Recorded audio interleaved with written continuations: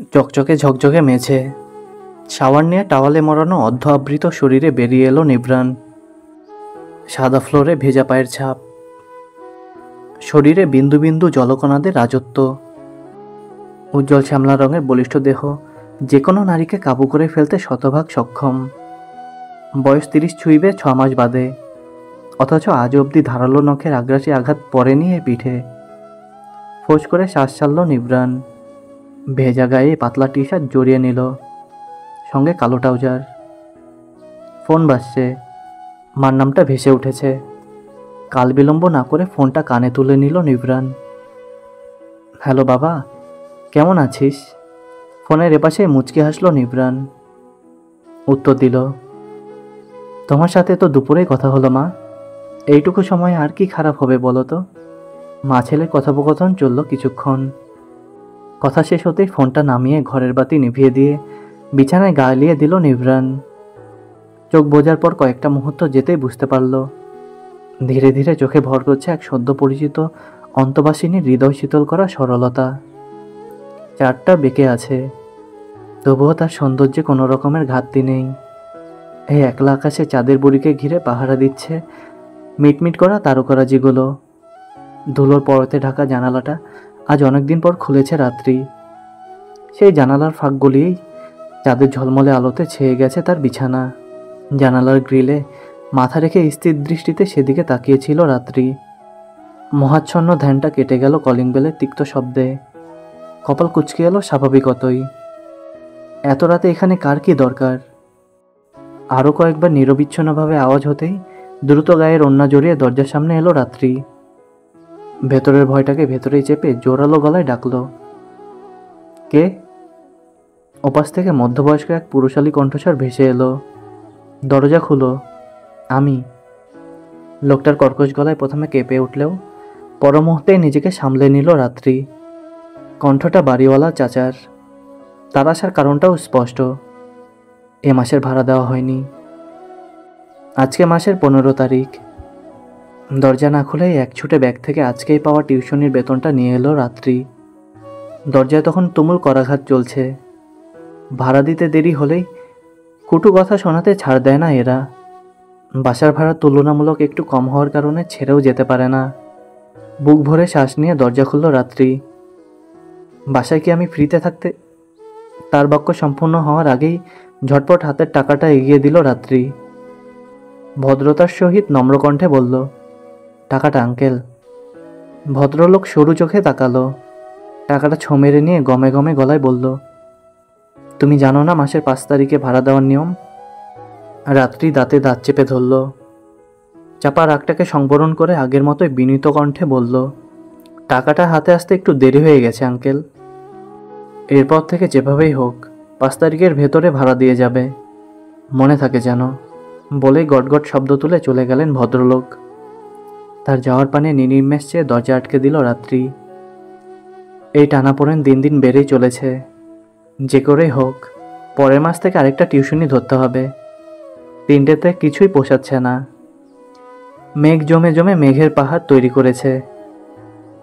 খানিক বাদেই পাহাড় ধস হবে। মেঘের পাহাড় বৃষ্টিরূপে ধসে পড়বে পৃথিবীর বুকে। রাত 9টা। ধীর গতিতে ড্রাইভ করছে নিভ্রান। রাস্তাটা অনেকটাই ফাঁকা। নিভ্রানের পরিশ্রান্ত দৃষ্টি হঠাৎই আটকে গেল রাস্তার ধারে। অবসন্ন চোখজোড়া ধাতস্থ হয়ে এলো। মুখ ফুটে অস্পষ্টে বেরিয়ে এলো, রাত। ছোট ছোট পা ফেলে আগাচ্ছে রাত্রি। পরনে গাঢ় বেগুনি রঙের সাদামাটা সুতি শাড়ি। আঁচলে পা জড়িয়ে যাচ্ছে বারবার। পিঠে চুল ছড়িয়ে আছে বিশৃঙ্খলভাবে। টাকার মায়া ত্যাগ করে রিক্সা ডেকেছিল কয়েকটা, কোনোটাই ওদিকে যাবে না। আর গেলেও ভাড়া চাচ্ছে আকাশ কুসুম। অস্বস্তিরা শরীরে কাটা দিয়ে উঠছে। গতকাল একটা পরীক্ষা হয়েছে, আরেকটা হবে সামনের সপ্তাহে। এর মাঝে একটা সাংস্কৃতিক অনুষ্ঠান ছিল ভার্সিটিতে।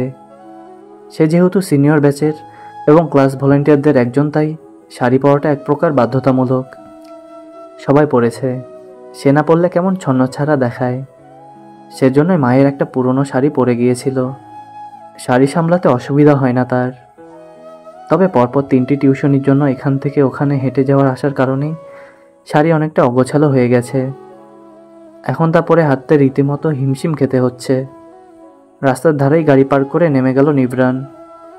দ্রুত পা চালিয়ে উপস্থিত হলো রাত্রির কাছাকাছি। পেছন থেকেই ভরাট গলায় ডাকলো, রাত। পদচারণ থেমে গেল রাত্রির। দাঁড়িয়ে পড়ল সে। মাঝ রাস্তায় নিজের নাম শুনে হঠাৎ করে আটকে উঠলেও গলাটা চিনে যেতেই আকস্মিক ভয়টা কেটে গেল। ঘাড় বাঁকিয়ে পেছনে ঘোরার আগেই পাশাপাশি এসে দাঁড়ানো নিভ্রান। তার চোখ রাত্রি সর্বাঙ্গে ঘোরাফেরা করছে। চোখ ধাঁধানো সৌন্দর্যের সংজ্ঞা কি তবে এই মেয়েটাই? রাত্রি সৌজন্যমূলক মুচকি হেসে বলল, আপনি এখানে? রাত্রির ঠোঁট নামিয়ে কিছু বলায় স্থির মনে সচল হলো নিভ্রানের। বার দুয়েক চোখ ঝাপটে সে দৃষ্টি সরিয়ে বলল, কিছু বললেন? রাত্রি বোকা বোকা কণ্ঠে আবার বলল, জি বললাম যে আপনি এ সময় এখানে। নিভ্রান সময় না নিয়ে ঝটপট উত্তর দিল, অফিস থেকে বাড়ি ফিরছিলাম। ভ্রুজোড়ায় তীক্ষ্ণ ভাঁজ পড়ল রাত্রির। লোকটা যথেষ্ট বড় লোক, সে বুঝতে পারে। তার হেঁটে হেঁটে বাড়ি ফেরার বিষয়টা বড্ড বেমানান লাগলো। কোনো রকম সংকোচ না নিয়ে সে স্পষ্ট কণ্ঠে বলল, আপনি হেঁটে বাড়ি ফিরেন? এক ভ্রু উচালো নিভ্রান। রাত্রির কথাটার মানে বুঝে নিয়ে বাঁকা হেসে বলল, গাড়িটা গতকাল সার্ভিসিংয়ে দিয়েছি, সেজন্যই আর কি। কপালের ভাঁজটা পুরোপুরি না গেলেও কিছুটা শিথিল হলো। মুখে কিছু না বললেও হালকা মাথা নাড়িয়ে কথায় সায় দিল রাত্রি। বেশ কিছুক্ষণ নীরবতায় কেটে যেতেই নিভ্রান বলল, আপনার হাঁটতে অসুবিধা হচ্ছে? না তো। মুখে অস্বীকার করলেও রাত্রির এলোমেলো পদক্ষেপ জানান দিচ্ছিল সে আসলে হাঁটতে পারছে না। শাড়ির কুচি নেমে গেছে পায়ের কাছে। কোনো মতে তা আঁকড়ে ধরে জবুথবু হয়ে হাঁটছে। নিভ্রান এক কদম এগিয়ে যেয়ে গম্ভীর গলায় হাঁক ছাড়ল, এই রিক্সা, থামো। রিক্সা থেমে গেল। নিভ্রান জায়গার নাম না বলেই রাত্রিকে উদ্দেশ্য করে বলল, উঠুন, আপনাকে পৌঁছে দিয়ে আসি। রাত হয়েছে অনেক। প্রয়োজন নেই, আমার অভ্যাস আছে। আপনার দেরি হবে শুধু শুধু। বলে আপত্তি করে উঠল রাত্রি। নিভ্রান শীতল চোখে চাইল। কঠোর গলায় বলল, উঠতে বলেছি, উঠুন। আপনার বাসা থেকে আমার বাসার দূরত্ব খুব বেশি হলে 20 মিনিটের। একই পথেই যাচ্ছি, একসাথে গেলে এমন কোনো ক্ষতি হয়ে যাবে না। রাত্রি আরও কিছু বলতে যাচ্ছিল, তার আগেই নিভ্রান শান্ত আদেশী স্বরে বলল, উঠুন রাত। কেন যেন মিউয়ে গেল রাত্রি। চুপচাপ উঠে বসলো রিক্সার ডান পাশে। উঠল নিভ্রানও। রিক্সা চলতে শুরু করলো। রাত্রি কোলের ওপর ব্যাগ রাখা। আকাশে তখন গুরুম গুরুম হচ্ছে। হালকা বৃষ্টি শুরু হতেই রাত্রি রিনরিনে কণ্ঠে বলল, মামা হুডটা তুলে দিন। রিক্সাওয়ালা মামা ঘোরার আগেই একটানে হুড উঠিয়ে দিল নিভ্রান। রাত্রি আমতা আমতা করে তাকালো। নিভ্রান সোজা তাকিয়ে আছে। লোকটার চেহারা এত থমথমে লাগছে কেন? রাত্রি ইতস্তত করে জিজ্ঞেস করল, কি হলো আপনার? কি হবে? চোখ নামিয়ে নিল রাত্রি। এলোমেলো চুল কানের পিছে গোজার ব্যর্থ চেষ্টা করে বলল, না কিছু না। তপ্ত শ্বাস ছাড়ল নিভ্রান। গতকালকে ফিরিয়ে দেওয়া হাতের রিচব্যান্ডটা খুলে নিল। রাত্রির হাতের কাছে ধরে বলল, চুল বেঁধে নিন। লাগবে না। একবার তাকিয়ে আলতো স্বরে উত্তর দিল রাত্রি। চোখ বন্ধ করে রাগ সামলালো নিভ্রান। অতঃপর নিজে অনেকটা ঝুঁকে গেল রাত্রির দিকে। গলার দুপাশ দিয়ে দুহাত গলিয়ে দিতেই চমকে উঠল রাত্রি। বলল, আপনি? নিভ্রান তাকে থামিয়ে দিল। চুলগুলো গুছিয়ে মুঠোয় আনতে আনতে আবিষ্টভাবে বলল, চুপ। ঠোঁট কামড়ে ধরল রাত্রি। শরীরের রক্তে একটা শীতল স্রোত বয়ে যাচ্ছে। নিভ্রানের মুখ তার ঘাড়ের খুব খুব ঘনিষ্ঠে। হালকা উঁচু করে ঝুঁটি বেঁধে দিল নিভ্রান। সরে আসার আগে হালকা গলায় বলল, এত কড়া পারফিউম ব্যবহার করবেন না রাত। রাত্রি মিনমিনে কণ্ঠে উত্তর দিল, আমি পারফিউম দেই না। নিভ্রান অবিশ্বাস্য নিয়ে তাকালো। বলল, মজা নিচ্ছেন? রাত্রি থতমত খেল। চোখ মুখ কুচকে বলল, মজা নিব কেন, সত্যি বলছি। সামনে তাকিয়ে হাসল নিভ্রান। চুলের মাঝে হাত চালিয়ে হঠাৎই মুখটা আবারও নিয়ে গেল রাত্রির ঘাড়ের কাছে। বুক ভরে শ্বাস নিতে আড়ষ্ট হয়ে গেল রাত্রি। থেমে থেমে বলল, কি করছেন? নিভরান নাক সরিয়ে তৎক্ষণাৎ উত্তর দিল, আমি তীব্র ঘ্রাণ পাচ্ছি রাত। আর আপনি বলছেন আপনি পারফিউম দেননি? সিরিয়াসলি? আমি মিথ্যে কেন বলবো? বাচ্চা সুলভ গলায় কাতর হয়ে বলল রাত্রি, কণ্ঠে নিজেকে সঠিক প্রমাণ করার টান। নিভরান এক আঙ্গুলে কপাল ঘষল। রাত্রির অসহায় চাহনি দেখে মুহূর্তে হেসে ফেলল। মেয়েটা অল্পতে অস্থির হয়ে পড়ে। মুখের হাসি বজায় রেখেই ডান হাতে মাথার পিছের অংশ হাত বুলিয়ে দিল সে। কোমল কণ্ঠে বলল, আচ্ছা, মানলাম পারফিউম দেননি, এটা আপনার নিজস্ব ঘ্রাণ। নতজানু হয়ে গেল রাত্রি। মা ছাড়া অন্য কারো কাছ থেকে এমন স্নেহ তার দীর্ঘদিনের অপরিচিত। মায়ের আদরও তো সহসা তার কপালে জুটে না। চট্টগ্রাম গেলে 1-2 দিন, তারপর আবার সেই নিসঙ্গতা, একাকিত্ব। কান্নাগুলো গিলে নিজেকে সামলে প্রসঙ্গ পাল্টানোর চেষ্টা করলো রাত্রি। বলল, আপনি কোথায় থাকেন? আমার বাসার কাছেই। হো, অন্যমনস্ক হয়ে উত্তর দিল নিভরান। রাত্রি বুঝল না তার কথা। বৃষ্টি পড়ছে টুপটাপ। হাত পা আংশিক ভিজলেও ভিজার মতো ভিজছে না। রাত্রি মনে হচ্ছে নিভরান আটকে গেছে। চোখের অপলক দৃষ্টি বলে দিচ্ছে লোকটার বৃষ্টি কত পছন্দ। সশব্দে গলা ঝাড়ল সে। নিভরান সচকিত হয়ে তাকালো। অস্থির কণ্ঠে বলল, কি হলো? গলায় কিছু আটকেছে? পানি কিনে আনবো? বিহুল চোখে চেয়ে রাত্রি এলোমেলো গলায় উত্তর দিল, কিছু হয়নি, শান্ত হন। ভয় পাইয়ে দিয়েছিলেন। কেন? নিভরান হাসল শুধু, উত্তর দিল না। রাত্রি গুমট হয়ে গেছে আবারও। নিভরানের কথা, একটুকুতেই প্রবল অস্থিরতা, দায়িত্বশীল কাজকর্ম, সব কিছুতেই কেন যেন ভয়ঙ্কর কোনো অনুভূতির আভাস পাচ্ছে সে। কিন্তু এসব তো তার জন্য নিষিদ্ধ। নিষিদ্ধ দিকে দৃষ্টি না দেওয়াই শ্রেয়। আমিও একাই থাকি রাত, ঠিক আপনার মতো, একদম একা। কেন? ভাবনার জগৎ থেকে বেরিয়ে সন্দিহান কণ্ঠে প্রশ্ন ছুড়ল রাত্রি। একটা পূর্ণ গোলাকার বৃষ্টির ফোঁটা গালের মাঝ বরাবর এসে পড়েছে। নিভরান তার দিকে ফিরে মুচকি হাসল। হাত বাড়িয়ে বৃদ্ধাঙ্গুল দিয়ে আলতো করে পানিটা মুছিয়ে দিয়ে ধীর স্থির কণ্ঠে বলল, বলবো না একদিন। খানিক বাদে প্রশ্ন করল রাত্রি, কটা বাজে?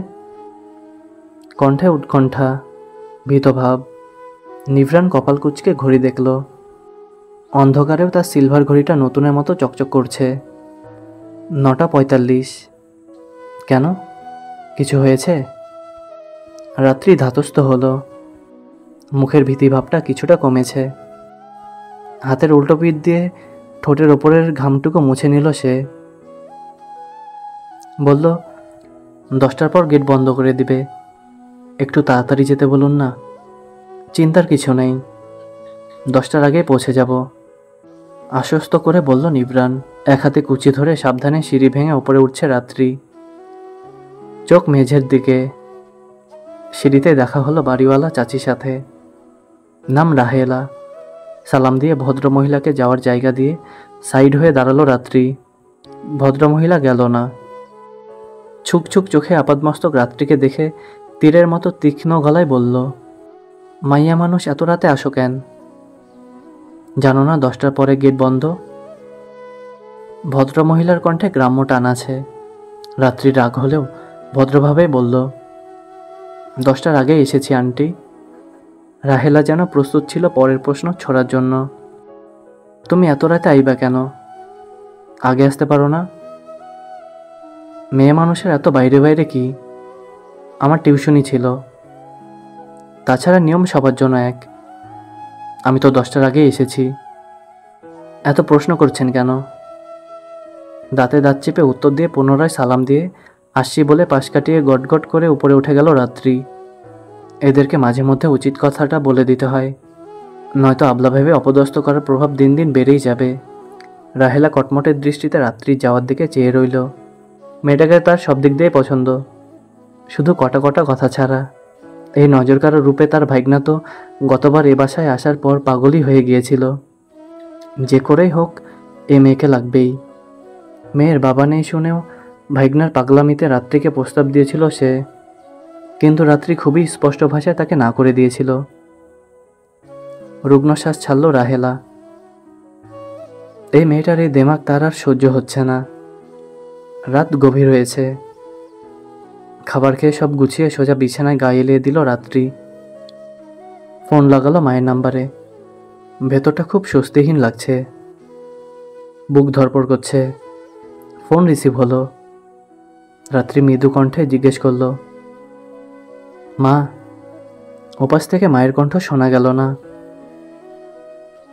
ভেসে আসলো একজন পুরুষের ভরাট গলা, দিতেছি। পাল্টা কিছু বলল না রাত্রি। দরজা খোলার ক্যারক্যার শব্দে বোঝা গেল ফোনটা একটু পরেই মায়ের কাছে পৌঁছে যাবে। লোকটা তার আপন মামা, তবু লোকটার প্রতি বিন্দুমাত্র শ্রদ্ধা ভক্তি নেই রাত্রির। ইনি হচ্ছে তার দেখা নিকৃষ্ট মানুষজনদের মধ্যে একজন। একটু পরেই মায়ের স্নেহমাখা ডাক শোনা গেল, রাত। রাত্রি দাঁত বের করে হাসল, প্রশান্তির হাসি। এই রাত ডাকটাই কি যেন আছে, খুব শান্তি দেয়। আগে শুধু মা আর বাবাই তাকে এ নামে ডাকত। বাবা চলে যাওয়ার পর শুধু মা একা ডাকত। এখন আবার নিভ্রাণও যোগ হয়েছে। তুমি ঠিক আছো মা? পায়ের ব্যথা কমেছে? রুবিনা বেগম জোরপূর্বক হেসে জবাব দিলেন, আমি ঠিক আছি রে মা। ওই লোকটা আজ কোনো ঝামেলা করেছিল? রাত্রি সোজা সাপটা কঠিন গলায় প্রশ্ন। ধ্যাত, ওই লোকটা বলিস কেন? তোর মামা হয় না? গুরুজনদের এভাবে ডাকতে নেই।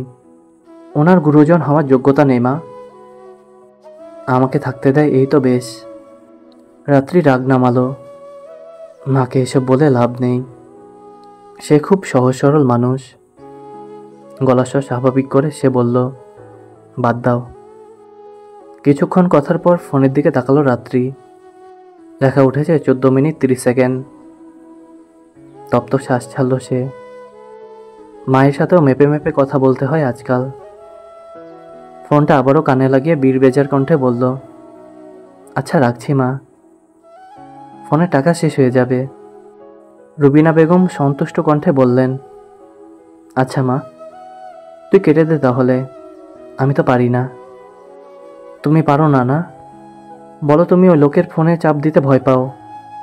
মেয়ের স্পষ্টভাষী কথায় মিউয়ে গেলেন রুবিনা বেগম। বলার মতো কিছু পেলেন না।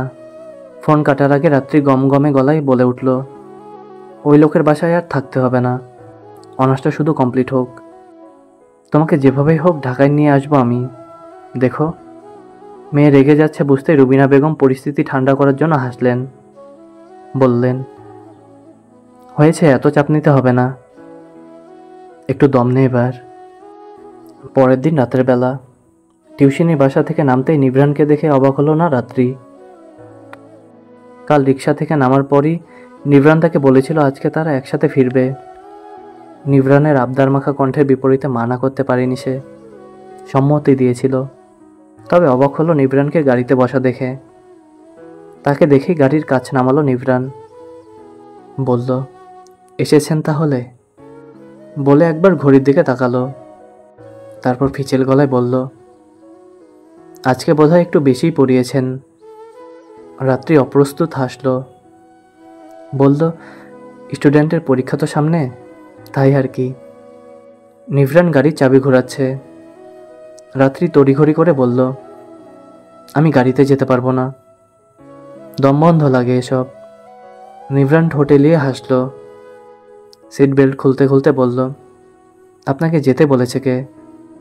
নেমে যাচ্ছি তো, বলতে বলতে নেমে এলো সে। গাড়ির দরজা লক করে অজান্তে নিজের হাত বাড়িয়ে বলল, আসুন।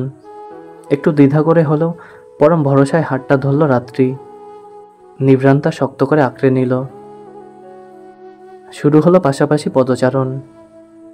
গলির মোড়ে প্রায় পৌঁছেই গেছে তারা। কথা বলায় মশগুল ছিল, তার মাঝে ডাক পড়ল, এই মেয়ে। রাত্রি ফিরে তাকালো। মুদি দোকানদারওয়ালা ডাকছে তাকে। কারণটাও সে জানে, টাকা বাকি আছে। নিভ্রানের ফোন বাজলো। সে ফোন কানে তুলে দোকানদারের দিকে তাকালো। রাত্রি হাতটা ছাড়িয়ে নিয়ে বলল, আপনি দাঁড়ান, আমি একটু আসছি বলে দোকানের সামনে গেল সে। নিভরান একটু দূরে গিয়ে দাঁড়ালো। জরুরি ফোন এসেছে। তুমি তো দেখাই দাও না, সেই যে বাকি সদাই নিলা, টাকা তো আর দিলা না। পান খাওয়া লাল দাঁত বের করে বলল মতিন মিয়া। রাত্রি বিনীত স্বরে বলল, সামনের মাসে দিয়ে দিব চাচা, কটা দিন একটু অপেক্ষা করেন। এখনও কাউ সামনের মাসে? হইব না, আমার এখনই লাগবো, কোনো সারাসারি নাই। আমায় টাকা দিয়ে তারপর তুমি যাইবা। চাচা। মতিন মিয়া রাত্রি নরম স্বর শুনে আরও পেয়ে বসল। বলল, টাকা না থাকলে জিনিস নাও কেন? রাত বিরেতে প্রেমিক নিয়ে ঘুরো আর টাকা দিতে পারো না, তাই না?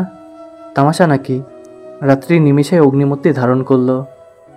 তেজি গলায় বলল, মুখ সামলে কথা বলুন চাচা। আপনার টাকা? ওই মাইয়া, কারে রাগ দেখো তুমি? টাকা না থাকলে? এটুকু বলে রাত্রি গায়ের ওড়না হাতের মুঠোয় চেপে ধরল মতিন মিয়া। সাথে সাথে সজোরে চিৎকার করে উঠল রাত্রি। হিংস বাঘিনীর মতো বলল, ওড়না ছাড়ুন। রাত্রির চিৎকারে বুকটা ধক করে উঠল নিভরানের। শান্ত নিউরনগুলো অশান্ত হয়ে উঠল। ফোনের ওপাশের ব্যক্তিটা গম্ভীর গলায় জরুরি কথা বলে যাচ্ছে। কর্ণপাত করল না নিভরান। চট করে ফোনটা কেটে দিয়ে হনহন করে এগিয়ে গেল রাত্রির দিকে। কপালের রগগুলো স্পষ্ট নীল। শক্ত করে ওড়না টেনে ধরেছে রাত্রি। মতিন মিয়া সজোরে টান দিতেই তা হাত থেকে কিছুটা ছুটে গেলেও গা থেকে সরে গেল না। যন্ত্রণায় চোখ বুজে ফেলল রাত্রি। জর্জেট কাপড়ে ঘষা লেগে হাতটা বোধহয় ছিঁড়েই গেছে। তবুও দমে গেল না সে। গায়ের জোরে না পেরে জিহ্বাকে কাজে লাগালো। বলল, লজ্জা করে না তো সন্তানের বয়সী একটা মেয়ের ওড়না ধরস? ছি, নিজের মেয়েটাকে অন্তত রেহাই দিস, কাপুরুষ কোথাকার। মতিন মিয়া দাঁত কিরমির করে। বিশ্রী নজরে রাত্রির শরীরে চোখ বুলিয়ে বলে, টাকা দিতে পারো না আবার বড় বড় নীতি। কথার মাঝে শার্টের কলার টেনে ধরল নিভরান। সজোরে ঝাঁকিয়ে গর্জন করে বলল, ছাড়। নিমিষে ভয় কেঁপে উঠল মতিন মিয়া। হাতের ওড়নাটা আপনা আপনিই ছুটে গেল। রাত্রি যেন জান ফিরে পেল। নিভরান চোখে আস্ত অগ্নিবলয় নিয়ে চেয়ে আছে। সেকেন্ড না গড়াতেই ঘুষি পড়ল মতিন মিয়ার নাক বরাবর। রক্ত এসে গেছে। এদিক ওদিক তাকালো রাত্রি। ভাগ্য সহায় যে রাস্তা ফাঁকা, নতুবা এতক্ষণে গোলযোগ বেঁধে যেত। মতিন মিয়া কোনো রকমে উচ্চারণ করল, আমি টাকা নিভরান তৎক্ষণাৎ ছাড়ল তার কলার। পকেটে হাত ঢুকিয়ে মানিব্যাগ বের করতে করতে বলল, টাকা পাস তাই না? কত টাকা বল। ৩,৫০০। মতিন মিয়া চটপট উত্তর। রাত্রি তড়িঘড়ি করল। অগোছালো কণ্ঠে বলল, দেখুন আপনি, টাকা আপনার দিতে হবে না। নিভরান সজোরে ধমক দিল, চুপ করে থাকুন রাত, কোনো কথা বলবেন না। নিভরানের রাম ধমকে মুহূর্তে চুপসে গেল রাত্রি। আমতা আমতা করেও কিছু বলতে পারল না। নিভরান ১,০০০ টাকা ৪টে নোট বের করল। মতিন মিয়ার মুখের ওপর ছুঁড়ে মারতেই সেগুলো মেঝেতে পড়ে গেল। মতিন মিয়া ব্যস্ত হাতে তুলল, যেন ৭ রাজার ধন মাটিতে ছড়িয়ে গেছে। ঘৃণা ভরা দৃষ্টিতে তাকালো রাত্রি। মানুষ টাকার জন্য এমন করে কেন? নিভরান পকেটে মানিব্যাগটা ঢোকালো। রাত্রি হাত টেনে মুঠোয় নিল। মতিনের দিকে চেয়ে বলল, আমাদের ব্যাপারে কোনো রকমের কুৎসা রটানোর আগে নিজের জিহ্বার নিরাপত্তা নিশ্চিত করে নিবি। কেটে ফেলবো কিন্তু।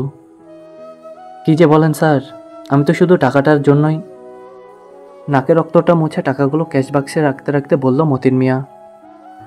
নিভরান আর এক মুহূর্তের জন্যও দাঁড়ালো না সেখানে। রাত্রিকে নিয়ে গটগট করে হেঁটে চলল উল্টো পথে। চোখ ভর্তি পানি নিয়ে মাথা নিচু করে থাকা অন্যমনস্ক রাত্রি খেয়াল করেনি তারা উল্টো পথে হাঁটছে। ব্রিজটা শুনশান। রাস্তার ধারে দাঁড়ানো নিশ্চপ নিয়নবাতিগুলো মনে হচ্ছে মাথা ঝুঁকিয়ে পথ দেখিয়ে চলেছে মানব মানবী দুটোকে। রাত্রি কথা বলেনি, মাথা নিচু করে চুপচাপ হাঁটছে। কয়েক ফোঁটা জল ইতিমধ্যেই গড়িয়ে পড়েছে গাল বেয়ে। নিভরানের শক্ত গম্ভীর দৃষ্টি সামনের দিকে।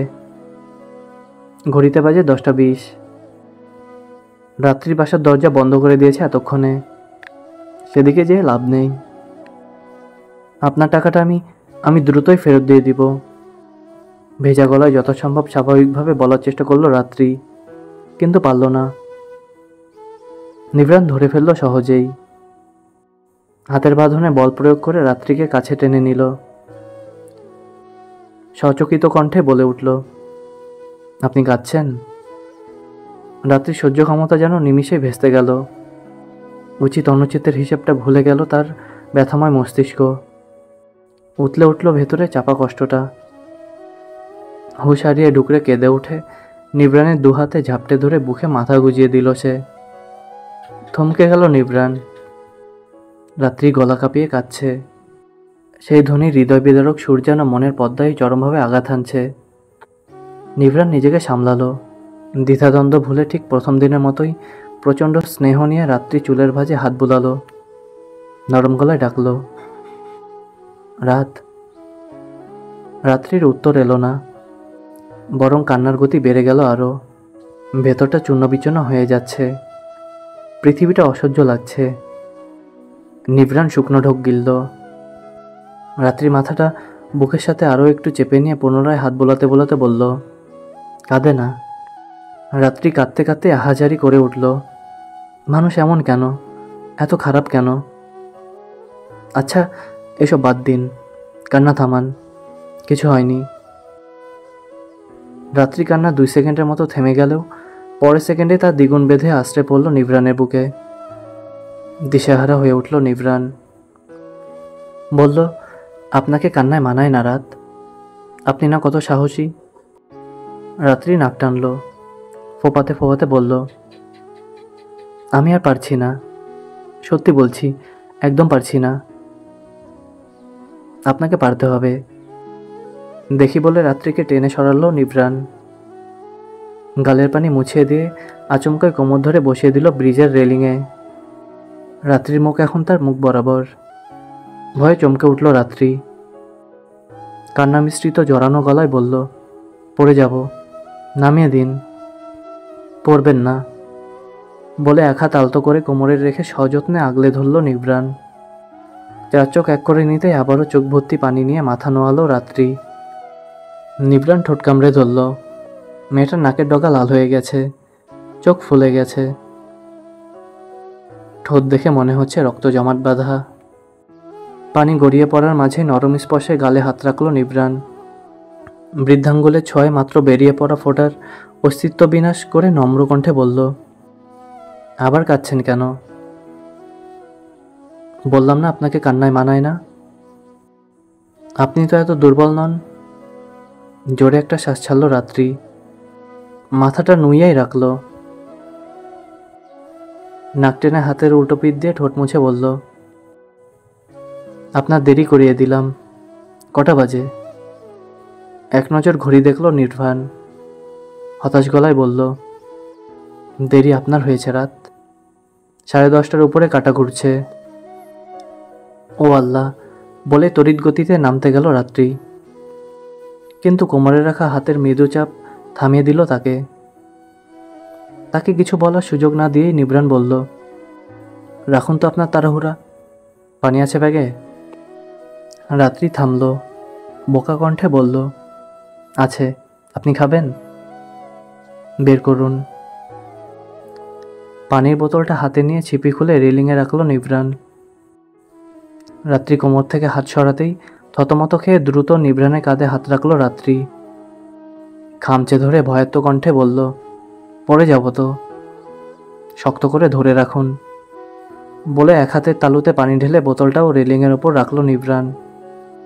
পরিষ্কার করে মুছে দিতে দিতে বলল, কেঁদে কেটে কি করলেন রাত? রাত্রির লজ্জা পেল। সে কখনো কারো সামনে কাঁদে না, কখনো কাঁদে না। শেষবার বাবা মারা যাওয়ার পর হাউমাউ করে কেঁদেছিল। তারপর থেকে মায়ের কাছে গেলেও কান্না চেপে রাখে। পাশে মা কষ্ট পাবে, সেজন্য সে কাউকে দেখায় না নিজের কষ্টগুলো। আজ কেন এমন হলো বুঝতে পারছে না।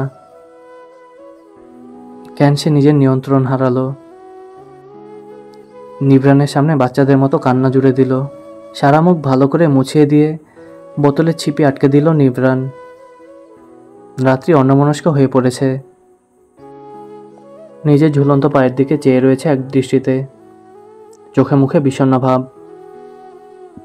খানিক বাদে সে স্বগতোক্তি করল, পৃথিবীতে সব কিছুর ঊর্ধ্বে টাকা। নিভ্রান হাসল, দুপাশে হাত রেখে ঝুঁকে গিয়ে হালকা ফিসফিস করে বলল, আর আপনি আমার কাছে পুরো পৃথিবীর ঊর্ধ্বে। কয়েক মুহূর্ত চোখে চোখেই কেটে গেল। রাত্রি আঁখি পল্লব থেমে গেছে। মায়াবী চোখজোড়া যেন পলক খুলতে ভুলে গেছে অকালেই। নিভ্রানের কালো চোখের মণিতে সম্মোহন লেগে যাচ্ছে। নিয়নবাতির হলদে আলোতে মেয়েটার দৃষ্টি কেমন ঘোলাটে দেখাচ্ছে, যেন অসহ্য অনুভূতিদের আস্ত এক সাম্রাজ্য। নিভ্রান পলক ফেলল, একবার, দুইবার, পরপর তিনবার। রাত্রির মধ্যে কোনো পরিবর্তন দৃষ্টিগোচর হলো না। নিভ্রান হাসল, কিন্তু নিঃশব্দে। সোজা হয়ে রাত্রির বাম গালে হালকা চাপড় মেরে বলল, আরে পলক তো ফেলুন, চোখে পানি এসে যাচ্ছে আপনার। সম্বিত ফিরল রাত্রির। একাধারে এতক্ষণ চেয়েছিল বলে চোখ জ্বালা করছে, পানিও এসে পড়েছে অল্প।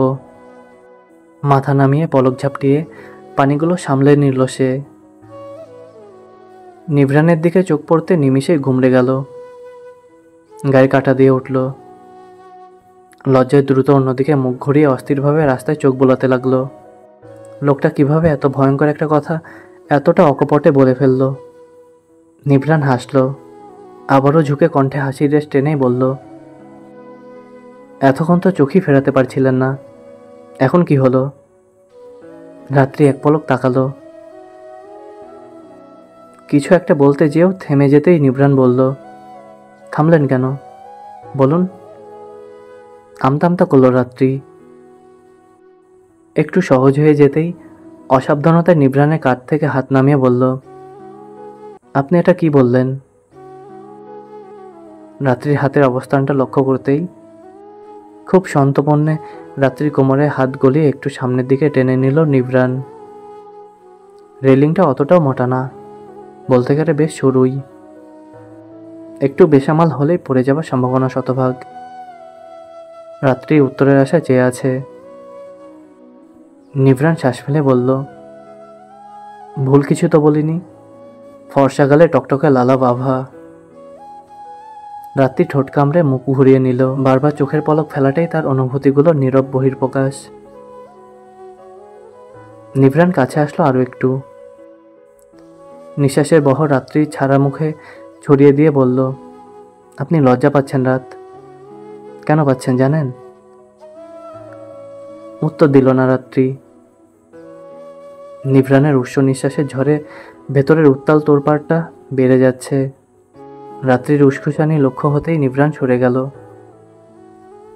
রাত্রি ছোট্ট করে শ্বাস ফেলে নিজেকে স্বাভাবিক করল। অতঃপর ঘাড় বাঁকিয়ে ব্রিজের নিচ দিয়ে বয়ে যাওয়া নদীর কালো পানির দিকে তাকিয়ে তাচ্ছিল্য সুরে বলল, সত্যিকার অর্থে এসব কথার কোনো মানে নেই মিস্টার।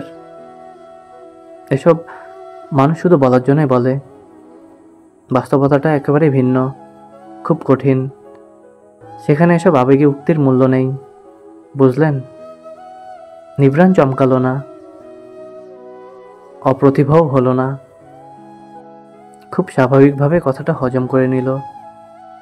রাত্রির থেকে এমন কিছু আশা করেছিল। মেয়েটা অন্যরকম। ঠোঁটের কোণ প্রসারিত করে সে বলল, আপনাকে একদিন এই উক্তির মূল্য বুঝিয়ে দেব রাত। সে একদিনের অপেক্ষায়। মুচকি হেসে বলল, রাত্রি কণ্ঠে ছাড়া ছাড়া ভাব। নদীর পানিতে রং নেই। আকাশে চাঁদ থাকলে হয়তোবা ঝলমল করত। বেশ কিছুক্ষণ দুজনের দৃষ্টি নীরবে সে পানির দিকে নিবদ্ধ হয়ে রইল। মধ্যকার দূরত্ব খুব কম। কণ্ঠ খাদে নামিয়ে বলল, সরুন নামি, বাসায় যেতে হবে। নিভ্রান সরে গেল। রাত্রি হালকা লাফে রাস্তা নেমে এলো। জামার ধুলো ঝাড়ছে তখনই নিভ্রান বলল, আপনার বাসার না গেট আটকে দিয়েছে? রাত্রি ব্যস্ত ভঙ্গিতে বলল, সমস্যা নেই, একটু অনুরোধ করলে ঢুকতে দিবে। বেশি হলে 2-4টা কথা শোনাবে, এই আর কি। নিভরানকে অসন্তুষ্ট দেখালো। আপনি অকারণে কথা শুনবেন কেন? রাত্রি জোরপূর্বক হাসার চেষ্টা করে বলল, অকারণ কোথায়? এই যে দেরি করে ফেলেছি, এটাই তো মূল কারণ। আপনার কথা শুনতে হবে না, আমার ফ্ল্যাটে চলুন, সকালে আপনাকে বাসায় পৌঁছে দেবনে। পাগল হয়েছেন? চমকানো গলায় প্রশ্ন করল রাত্রি। পাগল হওয়ার কি আছে? আপনি আমাকে বিশ্বাস করেন না রাত? ব্যথিত কণ্ঠে বলল নিভরান। বিশ্বাস অবিশ্বাস নিয়ে তো কিছু বলিনি। নিভরান রাত্রির হাত টেনে ধরল, একরোখা গলায় বলল, তবে চলুন।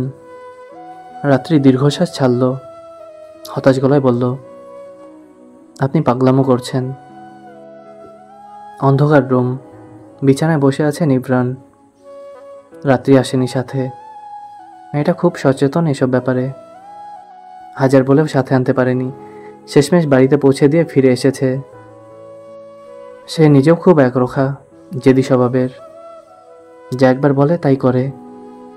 সেই যে বাবার সাথে মনোমালিন্য জেদ ধরে বাড়ি ছেড়ে একা থাকতে শুরু করেছে তো করেছেই। এখন অবধি সে নিজের সিদ্ধান্তে অবিচল। মায়ের শতবার ফিরে যাওয়ার কথা বলাও তাকে বাড়ি ফেরাতে পারেনি। আজও ভেবেছিল মেয়েটাকে সাথে নিয়ে ফিরবে, কিন্তু রাত্রি তার স্বভাব উল্টে দিল। তার একরোখা আবেদনকে ছাপিয়ে দিয়ে নিজেকে জয়ী করে নিল। এলো না তার সাথে। পর টেবিলে বসে একদৃষ্টে স্টিলের গ্লাসটার দিকে চেয়ে রয়েছে রাত্রি। আজ আসার পথে না বলতেই 3টি কদম ছিঁড়ে হাতে ধরিয়ে দিয়েছে নিভরান। রাত্রি সযত্নে সেগুলো গাছের পানিতে ভিজিয়ে রেখেছে। লোকটাকে আজ ভরপুর পাগলামিতে জেঁকে বসেছিল। তাকে বেশ কষ্টের সাথে সামাল দিতে হয়েছে, বোঝাতে বেগ পেতে হয়েছে। কদমগুলোর ওপর হাত বুলিয়ে টেবিলে হাত রেখে সেই হাতের ওপর কাত করে মাথা রাখল রাত্রি। উদাস মুখে কদমের দিকে মায়াভরা দৃষ্টি নিক্ষেপ করে ভাবল, যা হচ্ছে তা কি আদৌ কি ঠিক হচ্ছে? তার কি নিজেকে প্রশ্রয় দেওয়া উচিত, নাকি এই উতাল পাথালের জীবনে একটুখানি সুখের লোভ সামলানো উচিত? মাথায় আসছে না, সব কিছুতে এত প্রশ্নবোধক চিহ্ন কেন? ঝকঝকে সকাল, ভার্সিটির জন্য বেরোচ্ছে রাত্রি। চোখে মুখে অস্থিরতা। আজ পরীক্ষা, অথচ তার দেরি হয়ে গেল। কাঁধে ব্যাগ চাপিয়ে যে না সিঁড়ি ভেঙে নিচে নামছে, তখনই বাড়িওয়ালি রাহেলার ডাক। থেমে গেল রাত্রি। সদর দরজা খোলা। রাহেলা দরজার সামনেই ছিল বিধায় রাত্রিকে তার সহজেই চোখে পড়েছে। রাত্রিকে কাছে এসে দাঁড়াতে বললেন উনি। উদ্দেশ্য কিছু কথা শোনানো। কাল রাতে বেশ রাত হওয়ায় কিছু বলতে পারেনি, তার ওপর তার স্বামীও থামিয়ে দিয়েছিল। মেয়েটা নিয়ম ভেঙেও খুব সহজেই পার পেয়ে গেছে। রাত্রি দরজার সামনে দাঁড়াতেই সে কণ্ঠে হালকা ঢং ঢেলে বলল, তুমি যে কাইলা তো রাইতে ফিরলা, আমাদের মান সম্মানের তো একটা ব্যাপার আছে, তাই না? রাত্রির আগে কটমট করলেও দোষটা নিজের হওয়ায় দমে গিয়ে বলল, ক্ষমা করবেন আন্টি। এই রাত বিরেতে গেছিলা কই? খোঁজ খবর তো নেওয়া লাগবে, তাই না? একা থাকো, একাই যাও, একাই আসো, কোথায় কি করে বেড়াও, তারপর শেষমেশ আমার বাড়ির বদনাম হইব। প্রচণ্ড বিরক্ত হলো রাত্রি। এই মহিলার কথাবার্তা গায়ে জ্বালা ধরিয়ে দেয়, রাগ উতলে আসে। তবু চাপে পড়ে চুপ থাকে। এই ভাড়ায় এমন বাসা আর পাওয়া মুশকিল। তাই সে যথাসম্ভব ঠান্ডা গলায় বলার চেষ্টা করল, আপনি কি বলতে চাচ্ছেন? আমি বাইরে গিয়ে উল্টাপাল্টা কাজ করি? আমি সারাটা দিন টিউশনি করি আন্টি। এত কথা কও কেন মুখে মুখে? মাইয়া মানুষ, নরম কইরা কথা বলবা। আমি এমনই আন্টি, শক্তের ভক্ত, নরমের জম। যাই হোক, আর কখনো দেরি হবে না, আসছি তবে। আমার পরীক্ষা আছে আজ, দোয়া করবেন। বলে স্থান ত্যাগ করে রাত্রি। রাহেলার ভেতরে চাপা রাগটা বাড়ল আরও খানিকটা। রাস্তায় জ্যাম। রিক্সা নিলে আরও দেরি হবে বিধায় হেঁটেই যাত্রা শুরু করেছে রাত্রি। হাঁটতে হাঁটতে গলির মোড়ে এসে থমকে দাঁড়ালো সে। বাঘ ঘুরে একটু সামনে আগালেই মতিন মিয়ার দোকান পড়বে। কাল রাতের ঘটনার পর ওই লোকটা কি এখনও তার দিকে লোলুপ দৃষ্টিতে তাকাবে? হয়তো কিছু করার সাহস পাবে না, কিন্তু নীরবে তাকে চোখ দিয়ে গিলে তো ঠিকই নেবে। হয়তো এতদিনও একই কাজ করেছে, কিন্তু সে তো আর জানতো না। কয়েক মুহূর্ত দম ধরে দাঁড়িয়ে থেকে চোখ বুজে জোরে একটা শ্বাস নিল রাত্রি। কানে বাজল নিভরানের কাল রাত্রে বলা একটি কথা,